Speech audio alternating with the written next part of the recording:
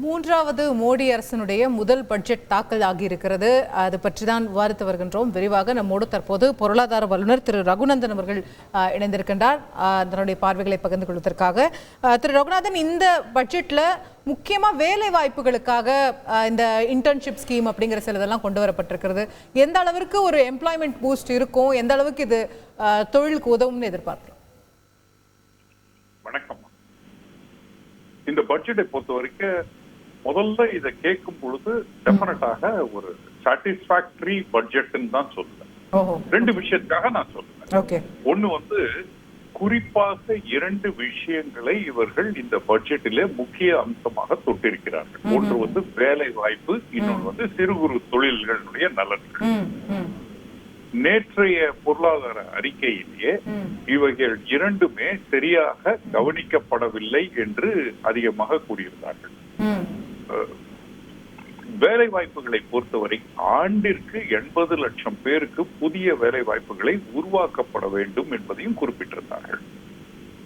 ஆனா இந்த பட்ஜெட்டை பொறுத்தவரை இந்த இரண்டுமே முக்கிய அம்சங்களாக குறிப்பிடப்பட்டு பல அறிவிப்புகள் நல்ல முறையில வந்திருக்கு.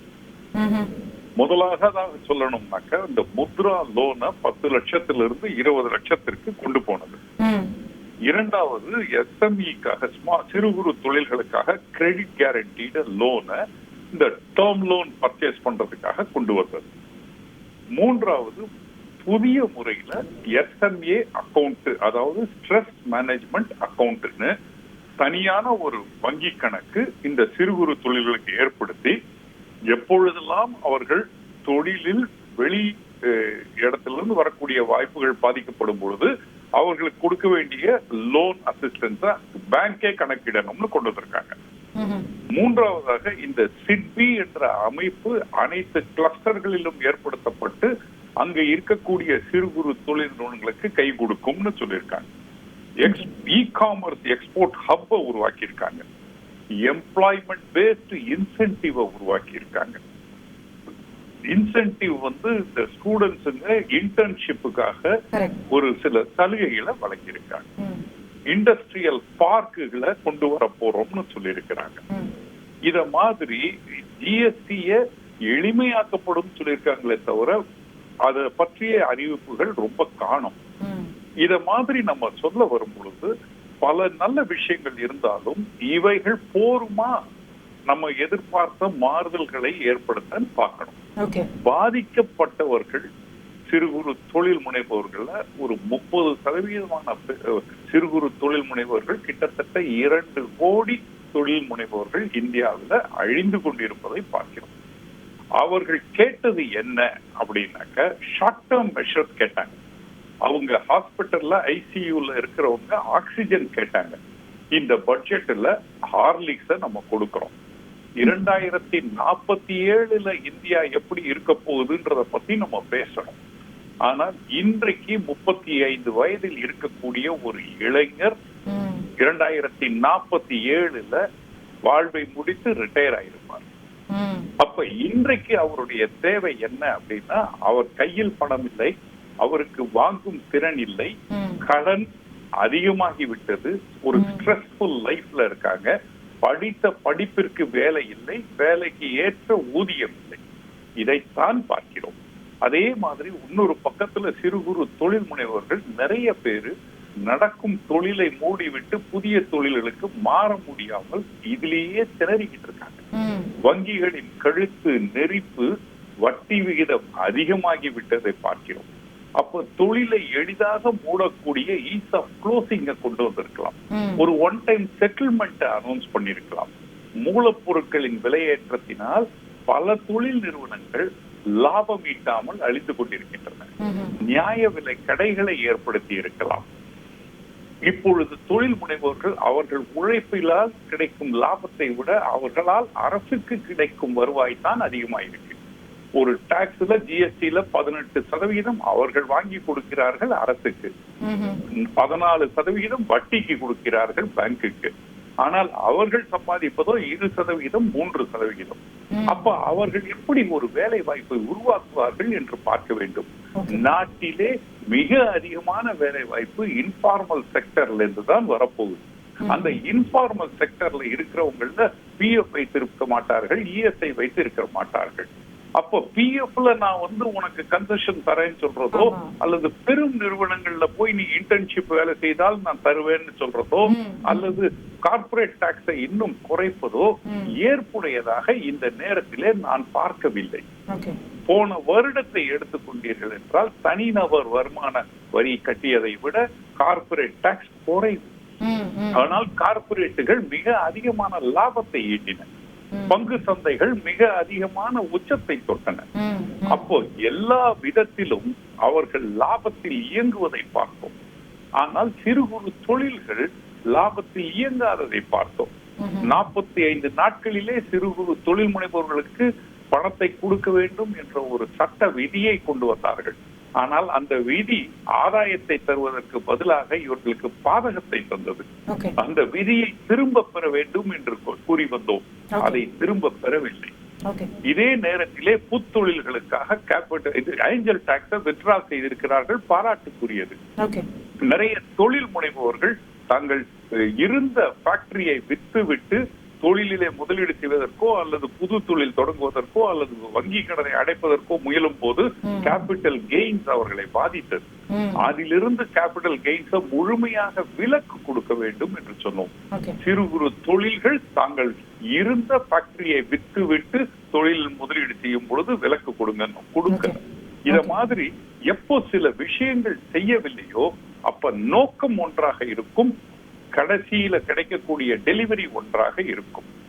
மத்திய பட்ஜெட் எனது பார்வையிலே திருப்தியாக இருந்தாலும் நோக்கத்திலே வெற்றி கண்டிருக்கிறார்கள்.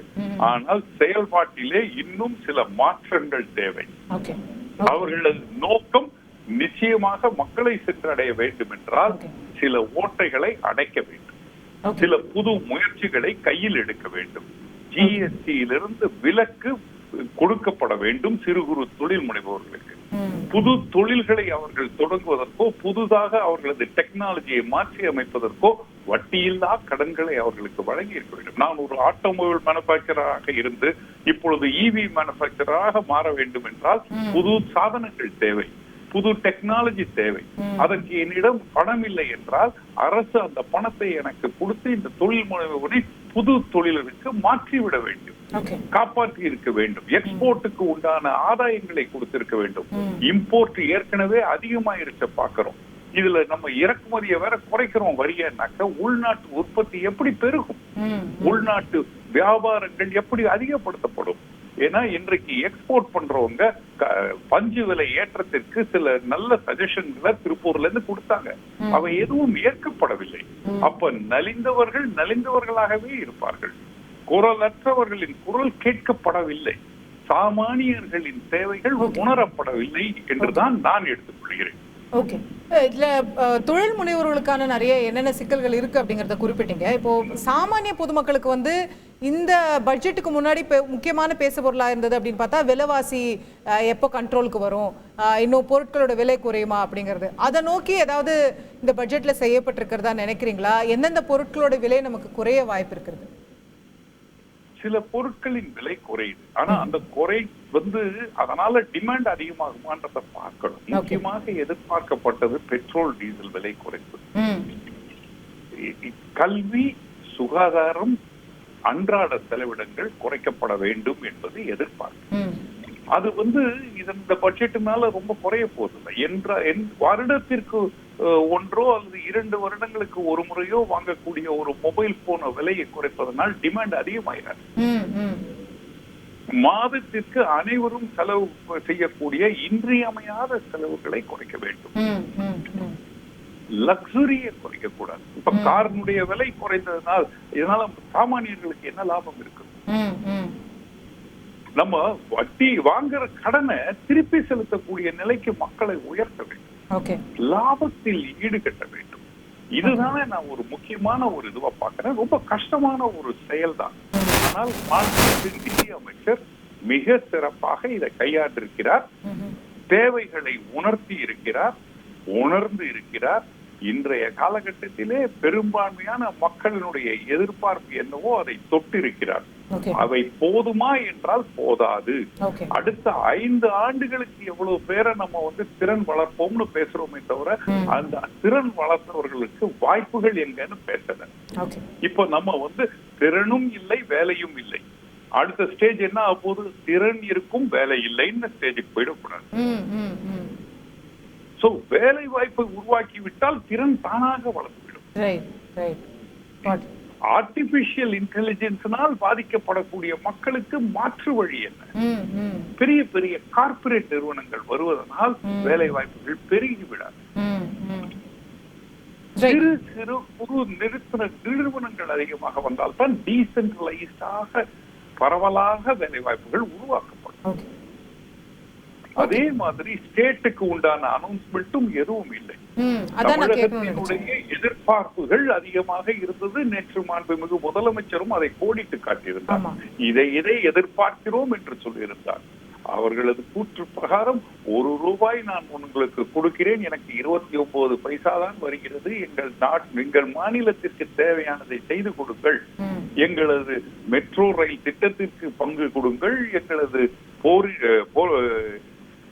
இயற்கை பேரிடனால் பாதிக்கப்பட்டதுக்கு உங்களுடைய பங்களிப்பை கொடுங்கள், எங்களுடைய ஸ்டேட் பட்ஜெட்னால இதை தாக்குப்பிடிக்க முடியாது என்று கேட்ட பொழுது அதற்கு ஏதாவது ஒரு சில சலுகைகள் வழங்கப்பட்டிருக்க வேண்டும்.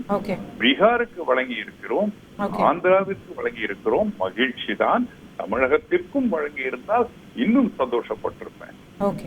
ஓகே கேட்போம். நிறைய பேச வேண்டி இருக்கிறது. நம்ம தொடர்ந்து இது பற்றி பேச